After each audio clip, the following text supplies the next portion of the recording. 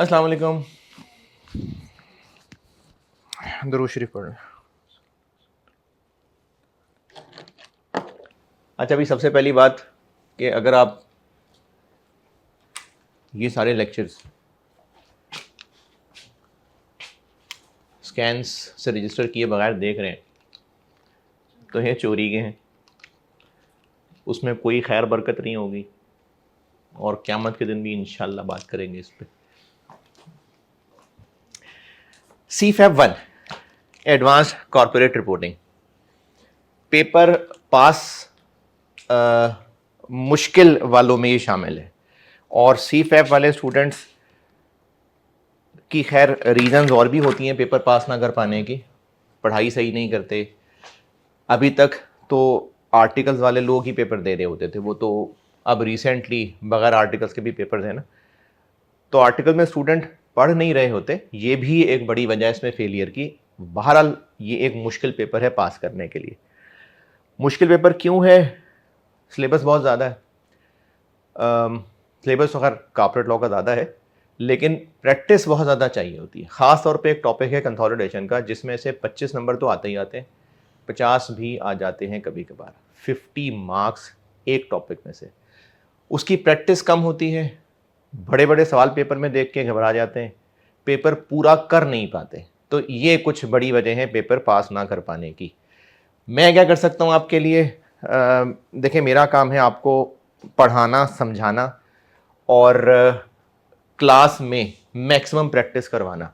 लेकिन जब तक आप खुद प्रैक्टिस नहीं करेंगे ना, अच्छा खुद भी प्रैक्टिस कैसे?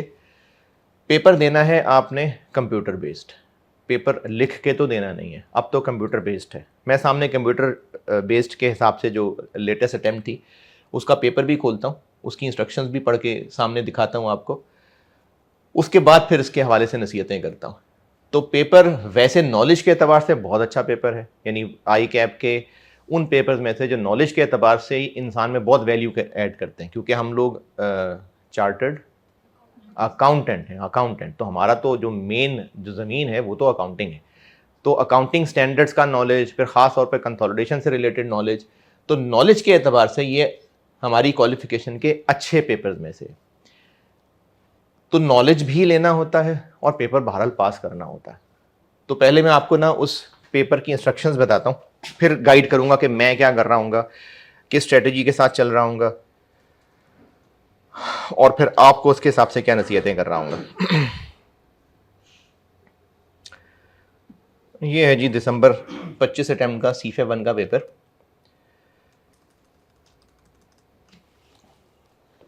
ये पेपर अभी तो हार्ड फॉर्म में अवेलेबल होता है और उम्मीद है कि आइंदा भी होता रहेगा, लेकिन कोई गारंटी नहीं है। हो सकता है अगली टाइम में आई कैप इस पर रूल चेंज कर ले, तो आपको हार्ड फॉर्म में भी ये पेपर अवेलेबल होता है। लेकिन चूंकि कंप्यूटर बेस्ड है तो आपने सॉल्व इसको तो लैपटॉप पे करना है। नंबर 1 पॉइंट तो पढ़ा जा रहा है ना आप लोगों से। नंबर 1 पॉइंट तो सिंपल सा है कि आप जाएं तो पता तो चले आप कौन है, तो स्टूडेंट आईडी लेके जाएं। 3.5 घंटे का पेपर है। पॉइंट नंबर 2, 3.5 आवर्स का पेपर है और 15 मिनट रीडिंग टाइम तो है, लेकिन चूंकि कंप्यूटर बेस्ड एग्जाम है और जब तक स्टूडेंट्स इतने इस पे यूज टू नहीं हो जाते तो उसमें टाइम ज़्यादा लगता है। तो इसी आई कैप ने इसको 3.5 आवर्स का पेपर रखा हुआ है। पेपर में 5 सवाल होते हैं और पांचों कंपलसरी हैं। इसका मतलब ये नहीं कि पांचों करेंगे तो पास होंगे, उसका मतलब ये कि चॉइस नहीं, बाकी किसी ने 3 करके आना है तो आ जाए, उठ के आ जाए। तो 5 पेपर्स होते हैं पेपर के अंदर। 25 नंबर का कंसोलिडेशन का सवाल लाजमी होता है। उसके अलावा कोई सवाल 20 का, कोई 21 का, कोई 18 का, तो इस तरह करके ना ये 5 क्वेश्चन बनते हैं। पॉइंट नंबर 4, ये बहुत मेहरबानी होती है एग्जामिनर की कि किसी भी सीक्वेंस में सवाल कर सकते हैं। तो पॉइंट नंबर 5 तक ये सिंपल इंस्ट्रक्शंस हैं। इनमें ना मेरे समझाने वाली कोई बात है, ना आपको उसमें कोई परेशानी है। पॉइंट नंबर 6, ये भी एक नॉर्मल सी बात है कि आपको जो पेपर सॉल्व करने के लिए सॉफ्टवेयर मिलेगा वो ऑटो सेव है।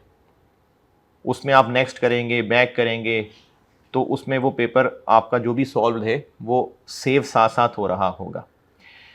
सबसे इंपॉर्टेंट चीज़ पॉइंट नंबर 7, मैं पॉइंट नंबर 7 पे आता हूँ बाद में। पहले ना आपको एक चीज़ ये दिखाता हूँ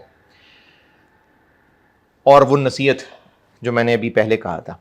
मैंने ना इसकी एक वीडियो बनवाई हुई है और उन साहब से ही बनवाई है जो आईटी ही पढ़ाते हैं। तो उनको यही कहा था कि बिल्कुल बच्चों की तरह गाइड करना है आपने।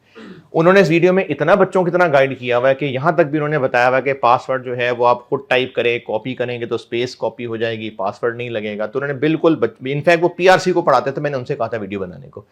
तो ये तकरीबन कोई 40 मिनट्स के आसपास, 38 मिनट्स के आसपास की वीडियो है। इस वीडियो की ज़िंदगी का मकसद क्या है? एक ओरिएंटेशन है कि आप जब पेपर सॉल्व कर रहे होंगे तो उसमें आपको कौन सा सॉफ्टवेयर किस शक्ल में नज़र आ रहा होगा जिस पे आपने पेपर सॉल्व करना है। ये इस लेक्चर के साथ ही पोर्टल पे ये video C5 exam guidance software के तौर पे पड़ी हुई है। ये ज़रूर देखनी है आप लोगों ने, ज़रूर देखनी है। पेपर से पहले नहीं, अभी देखनी है, शुरू में देखनी है। पेपर यहाँ क्लास में टाइम लगेगा, वरना मैं वीडियो में यहीं चला देता, लेकिन आप सब लोगों ने देखनी है वीडियो। थोड़ा सा आइडिया दे देता हूँ। इस वीडियो में उन्होंने iCap से इसको डाउनलोड करना, वो तो मैं आपको यहाँ से वेबसाइट से भी दिखा देता हूँ। जब आप iCap की वेबसाइट पे लॉगिन करते हैं ना अपने लॉगिन आईडी से, तो यहाँ प्रैक्टिस टेस्ट लिखा आ रहा होता है। जब आप आपकी प्रोफाइल में चले जाएंगे, अभी पढ़ा नहीं जा रहा, मैं बता रहा हूँ, यहाँ प्रैक्टिस टेस्ट लिखा आ रहा होता है। उस पर क्लिक करेंगे तो फिर आगे अगली ऑप्शन में जाते हैं। वो इन्होंने ये सारा का सारा इस वीडियो में समझाया हुआ है।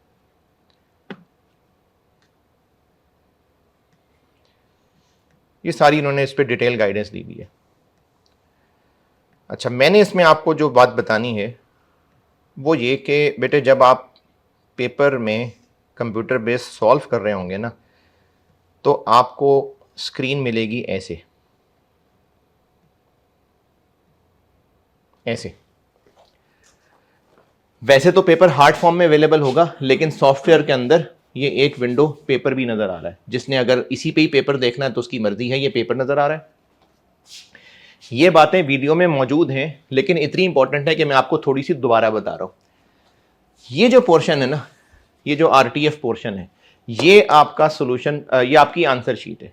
जब कंप्यूटर बेस्ड एग्जाम नहीं होते थे तो आप जिस पेपर पे लिखते थे, जैसे आप कैफ के पेपर पास करते हैं, तो जो आंसर शीट मिलती है ना, ये वो है। जो आपने उस पर हाथ से लिखना होता था वो आप बस टाइप कर रहे होंगे। सिर्फ इतना फर्क है कि पेन से लिखने की बजाय, क्योंकि किसी की राइटिंग समझ आती होगी, किसी की नहीं आती होगी, वो आप यहां टाइप कर रहे होंगे। तो this is your answer sheet. ये जो आपको नीचे पोर्शन नजर आ रहा है, ये आंसर शीट का हिस्सा नहीं है। ये नजर तो एक्सेल आ रहा है, लेकिन ये एक्सेल से डिफरेंट है स्प्रेडशीट ही। यानी आपको ये विजिबल है सुमेर साहब, ये कि ये डब्बे एक्सेल, ये जो पोर्शन है ना आपके स्क्रीन का, ये स्प्रेडशीट है। ये तकरीबन एक्सेल है, तकरीबन। इसमें iCap ने आपको अलाउ किया हुआ है कि आप यहां पर अपनी सारी वर्किंग्स करें, सारी जो टेबुलर कैलकुलेशंस हैं, क्योंकि जो C5 1 का पेपर है उसमें कंसोलिडेशन वो सारा टेबुलर होता है। फिर उसके अलावा और भी चीजें हैं, कुछ टेबुलर कैलकुलेशंस होती हैं। तो इस सारे पोर्शन में आप अपनी पूरी वर्किंग्स कर रहे होंगे। ये सारा कुछ उस वीडियो में है, लेकिन जहां जो भी कर रहे होंगे ना, अगर आपने यहीं छोड़ दिया तो आपका पेपर 0 है। आपको सारा कुछ यहां लिखने के बाद उसको सिलेक्ट करके, कॉपी करके इधर पेस्ट करना पड़ेगा। जो पेस्ट होके यहां आएगा वो आपका एक्सेप्टेबल सोल्यूशन है। ये सोल्यूशन नहीं है।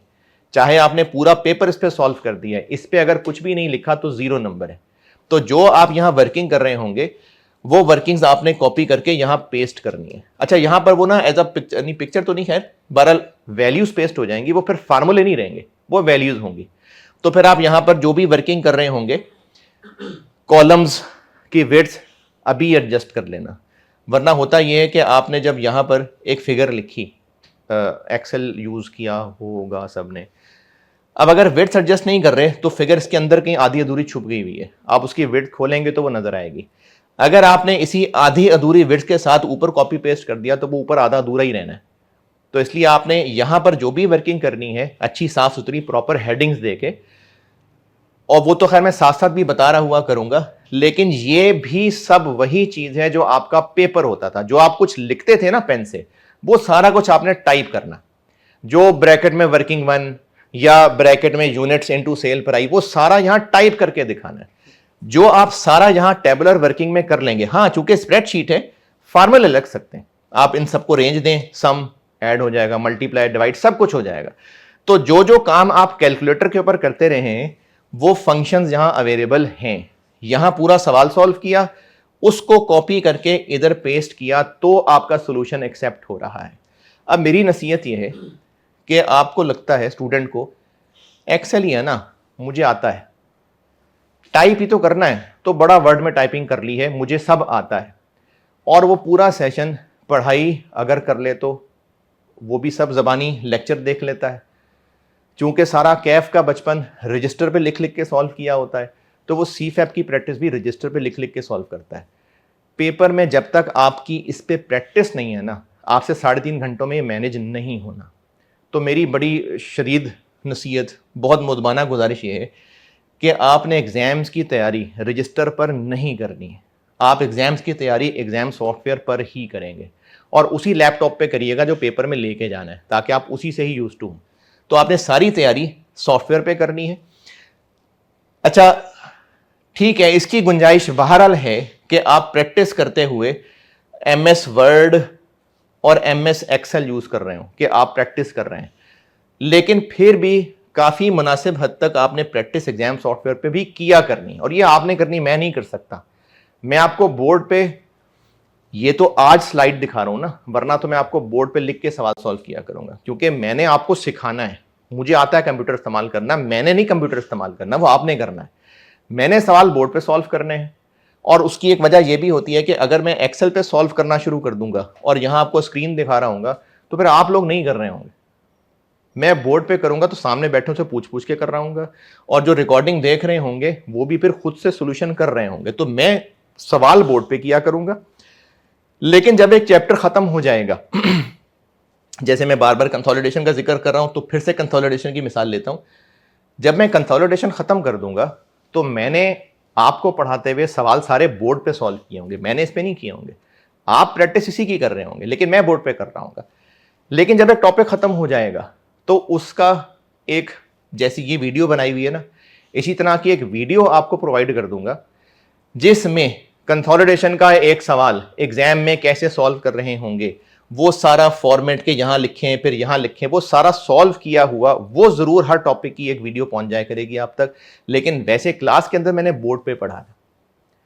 तो ये बहुत जरूरी है कि आप लोग पूरे सेशन में रिपोर्टिंग की तैयारी इसके ऊपर करें। बेस्ट तो है कि एग्जाम सॉफ्टवेयर के ऊपर करें, वो आप वीडियो देखेंगे तो सारा तरीका है कैसे डाउनलोड करना है।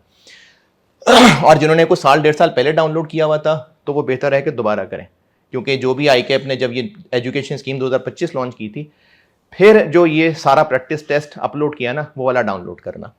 तो ये आप एग्जाम सॉफ्टवेयर ICAP की वेबसाइट से डाउनलोड करें, और सारे सेशन की पढ़ाई आपने इसी पर करनी है, ये प्रेफर्ड है।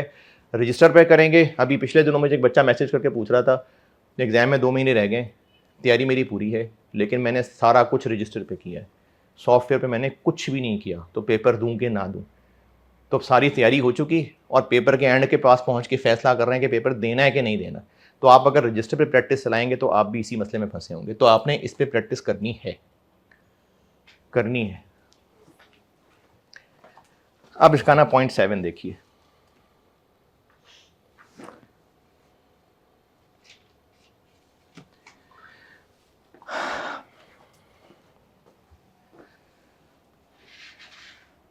वो जो इधर पोर्शन था ना वर्ड जैसा, वो RTF है, वो है असल में जो आपकी आंसर शीट है। उस RTF पोर्शन के नीचे जो एक स्प्रेडशीट थी, ये सिर्फ वर्किंग है, ये आंसर काउंट नहीं होगा। Any work performed in the spreadsheet will not be considered for marking. आपको सारी अपनी स्प्रेडशीट की वर्किंग को कॉपी पेस्ट करना पड़ेगा ऊपर RTF वाले में। ये पॉइंट आप पढ़ लें, अगर कोई चीज़ इसमें कोई एतराज़ या कन्फ्यूजन है तो ज़रूर बताइए।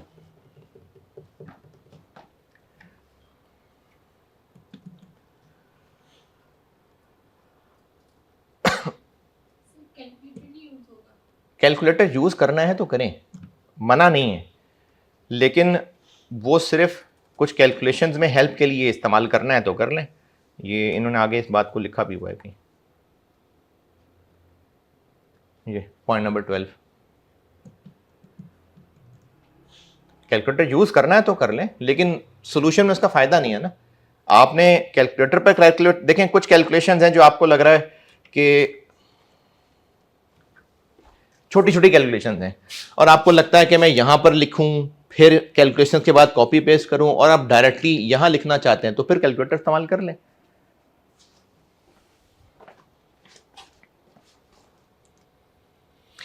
जी पॉइंट नंबर 7 में कोई सवाल? जी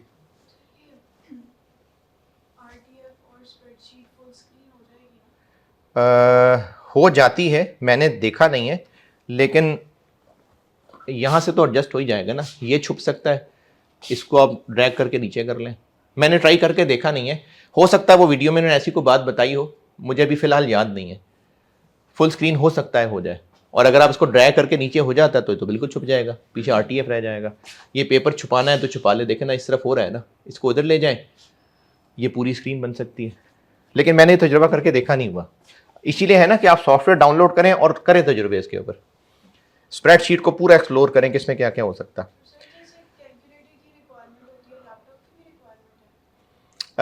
वो हैं, वो आप ICAP की वेबसाइट पे देख लीजिएगा कि जो सिस्टम रिक्वायरमेंट्स हैं, जो लैपटॉप्स हैं उनकी क्या क्या रिक्वायरमेंट्स हैं,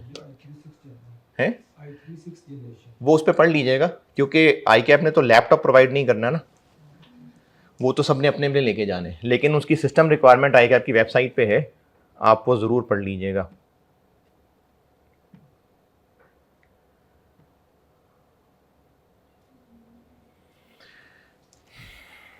पॉइंट नंबर 8 में वो कह रहे हैं कि आपकी चूंकि वर्कशीट है तो आप जितने मर्जी सवालों के लिए इसको इस्तेमाल करें।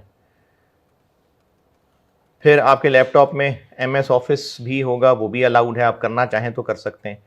लेकिन ये बड़ी इंपॉर्टेंट बात है, अगर कोई स्टूडेंट कहता है कि मैं उस स्प्रेडशीट में कंफर्टेबल नहीं हूँ, मैं साथ एक्सेल की फाइल खोलूंगा, उसमें सारी वर्किंग करूंगा,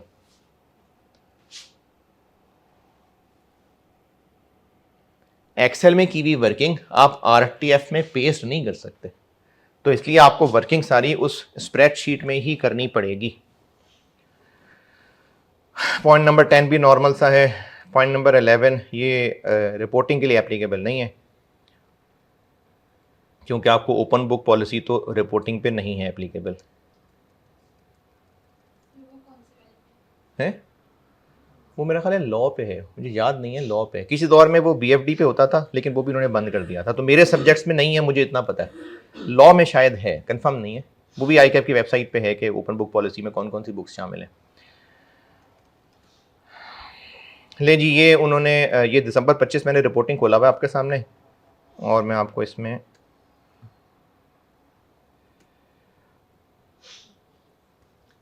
कंसोलिडेशन 25 नंबर, और ये भी शायद कंसोलिडेशन से ही रिलेटेड था,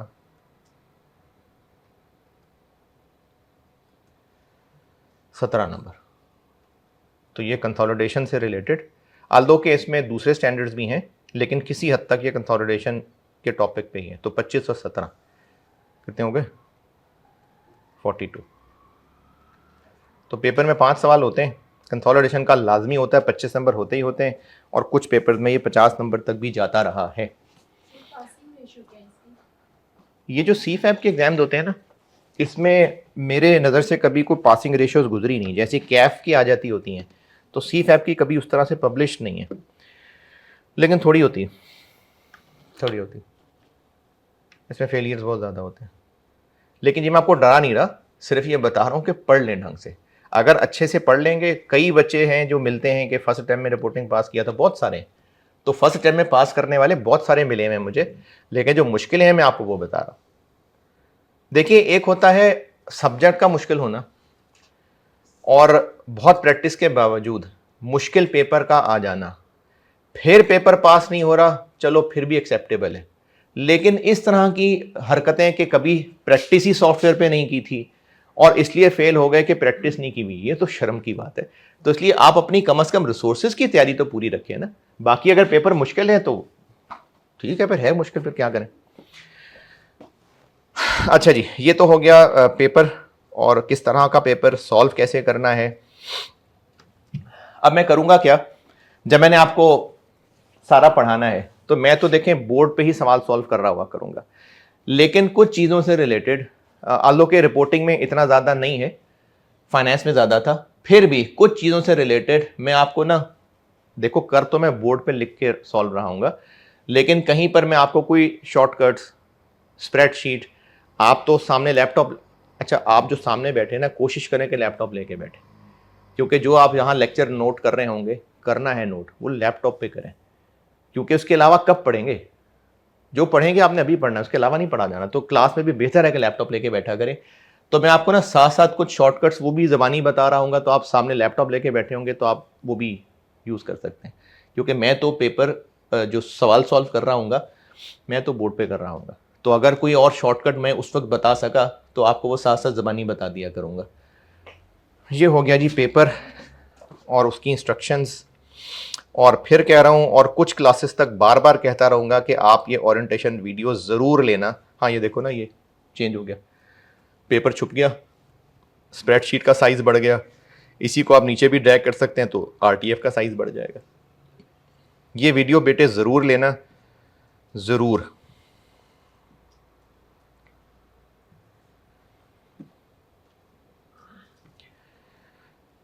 इस एग्ज़ाम सॉफ्टवेयर से रिलेटेड अगर कोई सवाल है किसी का तो वो बताइए, कोई कंफ्यूजन, कोई सवाल?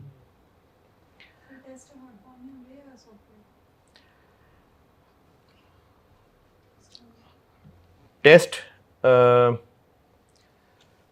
इरादा तो है, लेकिन देता हुआ टेस्ट कोई नहीं है। बड़े तजुर्बा करके देख लिया, टेस्ट सीफैप का कोई स्टूडेंट नहीं देता, लेकिन फिर भी इरादा है तो वो सॉफ्ट फॉर्म में ही कर लेंगे, यानी आप उसको सॉफ्ट में ही सारा टाइप करिए और उसको फिर फाइल की शक्ल बना के तो टीएस के साथ वो व्हाट्सएप के ऊपर चल जाएगा काम।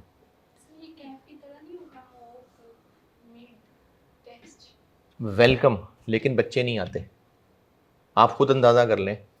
ये तो आपको ज़्यादा लोग बैठे नज़र आ रहे हैं, फाइनेंस में तो 2 लोग बैठे। स्टूडेंट्स नहीं करते ना, स्टूडेंट्स करते नहीं हैं। देखें, कैफ में पढ़ने का मिजाज होता है स्टूडेंट का, सी फैप में नहीं होता है। ये बड़ी रीजंस में से एक रीज़न है फेलियर की। सी फैप में लोग नहीं पढ़ते हैं। तो अगर पढ़ना शुरू हो जाएं, अगर सब लोग विलिंग हों कि हाँ जी हमने टेस्ट देना है, तो सी फैप में भी टेस्ट शुरू हो जाएंगे, लेकिन देते नहीं है सी फैप के लोग। अच्छा जी, ये हो गया सॉफ्टवेयर। ये जो सिलेबस है ना, ये मैं आपको अभी सिर्फ नज़र से गुजार देता हूँ, वरना अभी इतना ये काम का है नहीं। जब मैं आपको टॉपिक्स पढ़ाना शुरू करूँगा, सारे टॉपिक्स जब साथ साथ विद प्रैक्टिस कराता जाऊँगा, तो फिर काफ़ी आगे जाने के बाद फिर मैं एक बार ना आपको ये ग्रिड ज़रूर दिखा रहूँगा कि हमने ये ग्रिड कवर कर लिया हुआ है।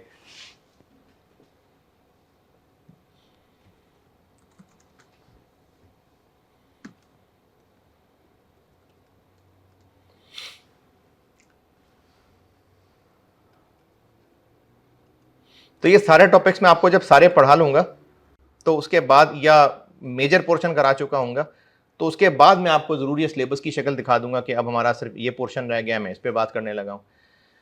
सिलेबस की कवरेज तो इंशाल्लाह 100% ही की कोशिश होती है, लेकिन कुछ चीज़ें ऐसी होती हैं जो उतनी तफसील से क्लास में नहीं पॉसिबल है, क्योंकि ये जो आपको पढ़ाया जा रहा होता है सीफैप के अंदर, इसमें आपकी मेहनत भी बहुत ज़्यादा रिक्वायर्ड होती है।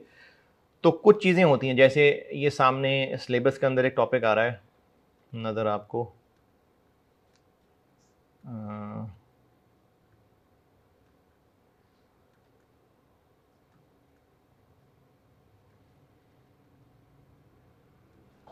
ये analyse and interpret general purpose financial reports, ये रेशोज़ हैं। और ये सीफैप में नए सिलेबस में पता नहीं क्यों बस डाली गई थी, लेकिन ये कैफ में पढ़ी हुई है आपने। तो इसकी मैंने बुक, अभी बुक पे भी आता हूँ, बुक में मैंने इसका चैप्टर ज़रूर डाल दिया, लेकिन मैं वो नहीं पढ़ा रहा हूँ क्लास के अंदर। ये आपको आता है और आपने खुद हस्बे तौफीक देखना है। इसी तरह से सिलेबस में आई कैप ने है, वो अभी फिर स्किप कर देना। नहीं, भारत किताब में तो चीज़ें मौजूद होंगी ना। देखें, कुछ ना प्रैक्टिकल चैलेंजेस ये होते हैं कि सीफैप में जितने भी, अब जैसे ये मेरा जो सीफैप 1 का कोर्स है, मैं तकरीबन इसको 160-170 आवर्स में लेके चलता हूँ। अब उसमें कंसोलिडेशन पे बहुत टाइम लगता है, तो जो छोटी छोटी चीज़ें हैं जो मैं शायद 10-10 मिनट में भी समेट रहा हूँ, थोड़ी होंगी लेकिन कवरेज आ जाएगी। चले मैं सामने स्क्रीन पे दिखा दूंगा रेशियोज सारी एक दफ़ा। इसी तरह से एक अरे कोई नहीं आएगा इसमें से सवाल, नहीं आएगा रेशियोज में से, रिपोर्टिंग में सवाल नहीं आएगा। अब इसी तरह यहाँ पर एक चीज़ है जो मुझे भी घुमाते हुए नज़र आ नहीं रही है।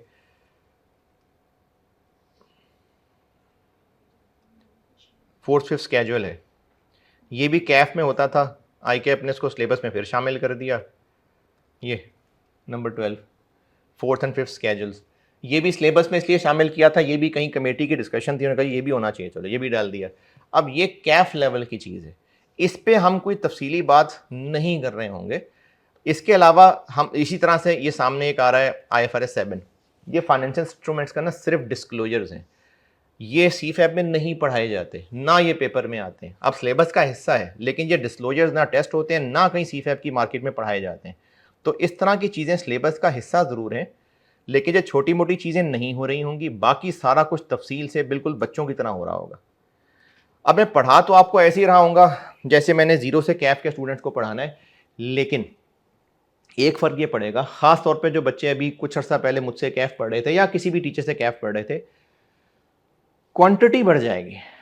जैसे कंसोलिडेशन, मतलब मैं कंसोलिडेशन अगर कैफ की बात करूं तो मैं कोई 20-22 लेक्चर्स में कंसोलिडेशन पढ़ाता हूं कैफ की। जितना कुछ मैं कैफ की कंसोलिडेशन में 20-22 लेक्चर्स में पढ़ाता हूं, वही सब कुछ हम CFAB के अंदर शायद 5 लेक्चर्स में कर रहे होंगे, क्योंकि उसके अलावा बहुत सारी दुनिया है कंसोलिडेशन के अंदर, क्वांटिटी बढ़ जाएगी। इसी तरह कैफ के अंदर एक स्टैंडर्ड है, जैसे IS 36 है एम्पेयरमेंट, ये कैफ के बिल्कुल शुरू में स्टैंडर्ड है। तो उस सब को जो 6-7 क्लासेस में पढ़ाया गया था, वो सारा कुछ मैं शायद एक क्लास में पढ़ा रहा हूँ। तो क्वांटिटी बढ़ जाएगी लेकिन समझाऊंगा सारा कुछ ही। क्वांटिटी ज़्यादा है क्योंकि काम बहुत ज़्यादा है, तो इसलिए ये फ़र्क पड़ेगा। वो मुझसे किसी स्टूडेंट ने पूछा भी था कि कैफ में और CFAB में क्या फ़र्क पड़ेगा, तो क्वांटिटी का फ़र्क पड़ जाएगा।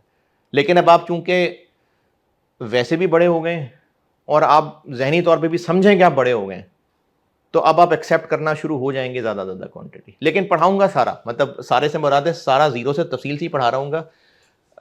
ज़्यादातर मैं ये एक्सपेक्ट नहीं कर रहा हूँ कि आपको पहले से आता है, मैं बच्चों की तरह ही पढ़ा रहा हूँ। बाकी टॉपिक्स काफ़ी सारे कराने के बाद मैं फिर सिलेबस को एक दफ़ा फिर सामने खोलूँगा। अभी बस सामने से नज़रों से गुजारा है बस मैंने।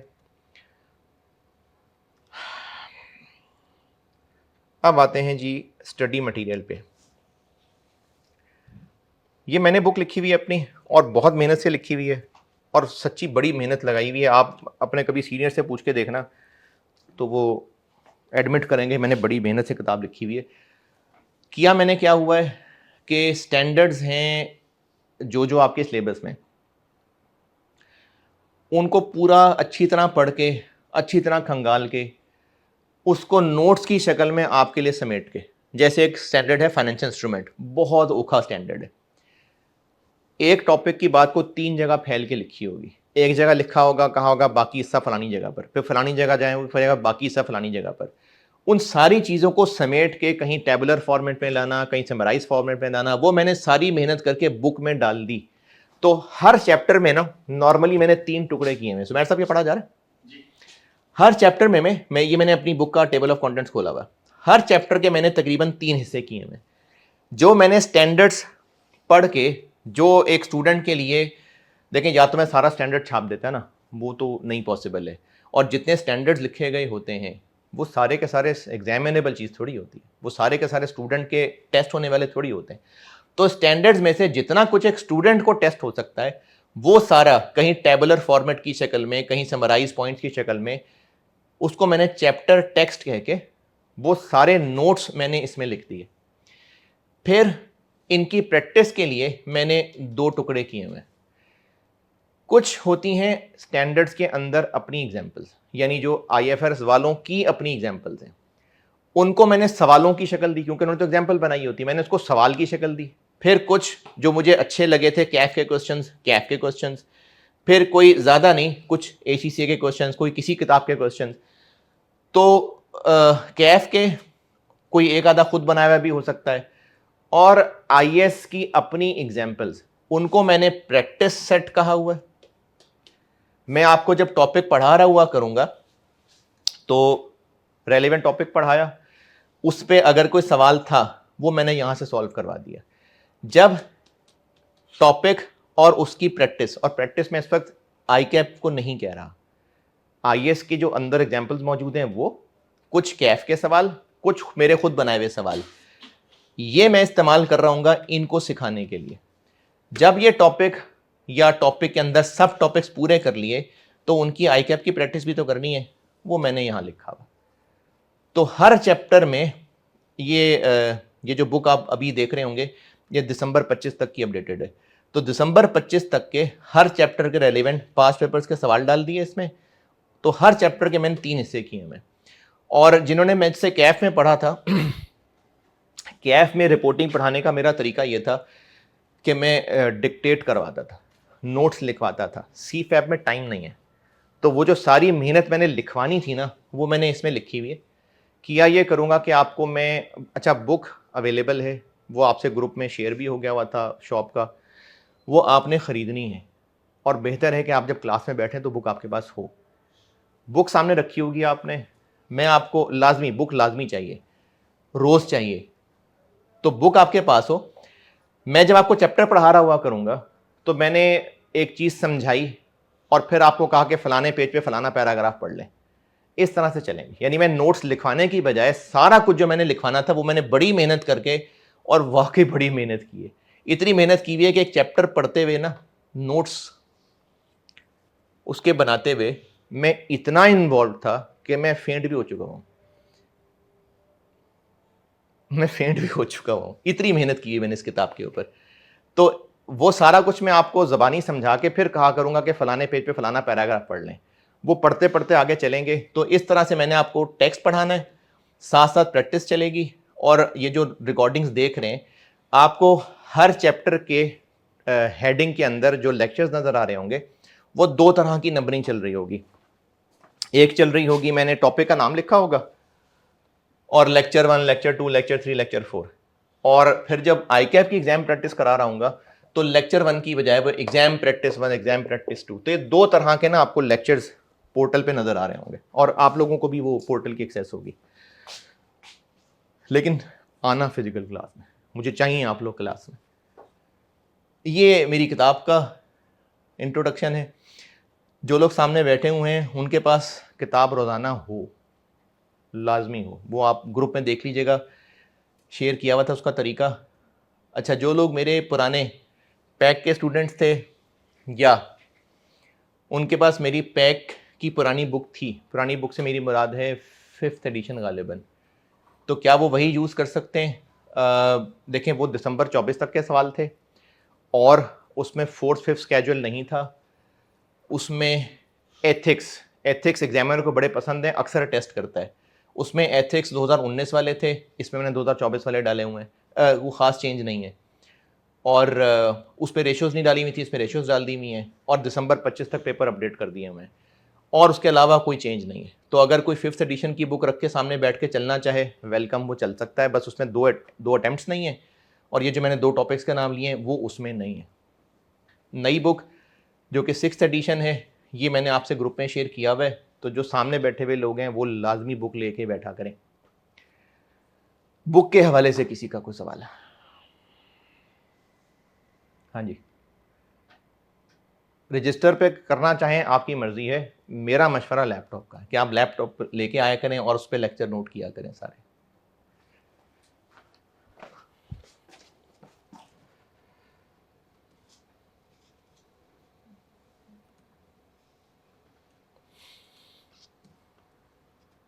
अच्छा हाँ, एक काम और किया हुआ है। जब ये सारे मैंने टॉपिक्स के चैप्टर्स बना दिए और हर टॉपिक से रिलेटेड जो आई कैप के पास्ट पेपर सवाल थे वो मैंने हर टॉपिक में डाल दिए। फिर भी ना कुछ सवाल होते हैं आई कैप के पास्ट पेपर्स में जो मल्टीपल टॉपिक सवाल होते हैं। अच्छा, एक मल्टीपल टॉपिक सवाल ये होते हैं,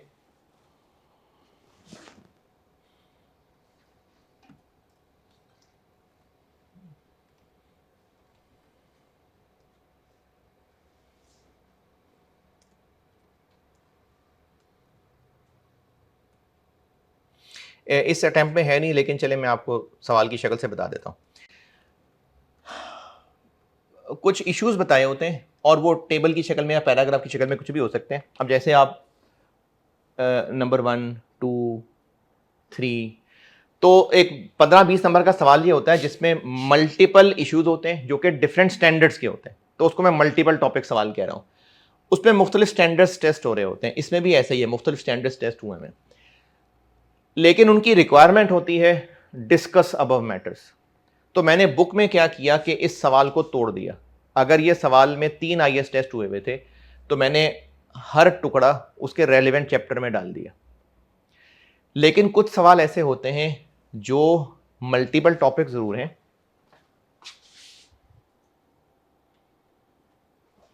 लेकिन मैं उसको तोड़ नहीं सकता था। ये कह रहा जी अब इश्यूज हैं, SOFP दोबारा बना दें, तो अब तो ये पूरा सवाल इकट्ठे ही सॉल्व हो सकता है, तो इसको मैं फिर तोड़ नहीं सकता था। तो उसका फिर मैंने हल ये निकाला, और ये मैंने अपने प्लान में ना सबसे आखिर में रखा हुआ है। जब हम सारा कोर्स खत्म कर लेंगे तो आखिर में को 2-3 सवाल मैं मल्टीपल टॉपिक्स के भी डिस्कस कर रहा हूँ, उसका मैंने सोल्यूशन ये निकाला हुआ है। जब सारे चैप्टर्स ख़त्म कर दिए तो मैंने बुक का आखिरी चैप्टर बनाया हुआ है, माई के पास पेपर्स। CFAP शुरू हुआ है 16 से, उससे पहले वो मॉड्यूल EF होता था। जब से CFAP शुरू हुआ है 2016 दिसंबर से दिसंबर 25 तक, मैंने वो सवाल जो चैप्टर में नहीं बांट सका था वो मैंने यहाँ फेंक दिए, जिनको मैं चैप्टर्स में नहीं डाल सकता था वो मैंने यहाँ फेंक दिए। और जब हम सारा सिलेबस पढ़ लेंगे तो आखिर में को 2-3 सवाल में इसमें से भी डिस्कस कर रहा हूँ। तो ये जो आखिरी चैप्टर आई के पास पेपर्स का है,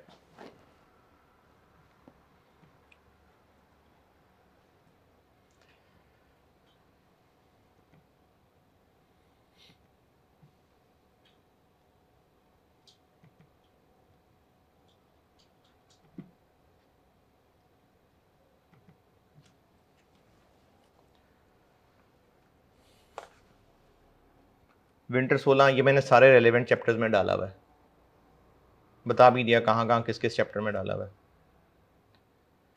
समर 17 क्वेश्चन 2 का पार्ट B, ये मैंने किसी चैप्टर में नहीं डाला क्योंकि इसमें मल्टीपल IAS थे, वो मैंने इस चैप्टर में यहाँ फेंक दिया। इसी तरह से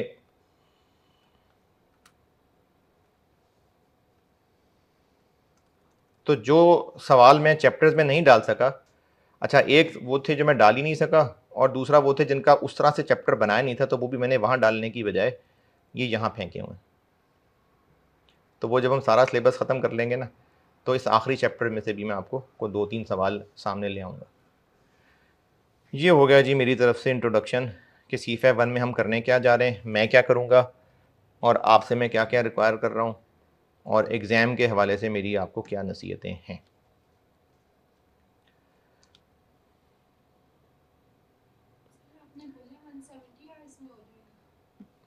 हाँ 170-180 लगेंगे हैं।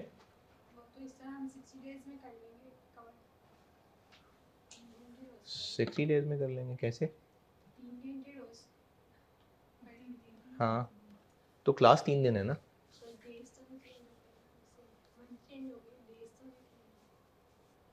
क्या मतलब?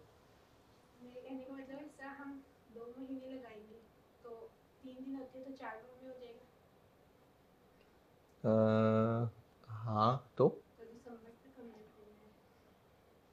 कहना क्या चाह रहे हो, समझ नहीं आ रही मुझे।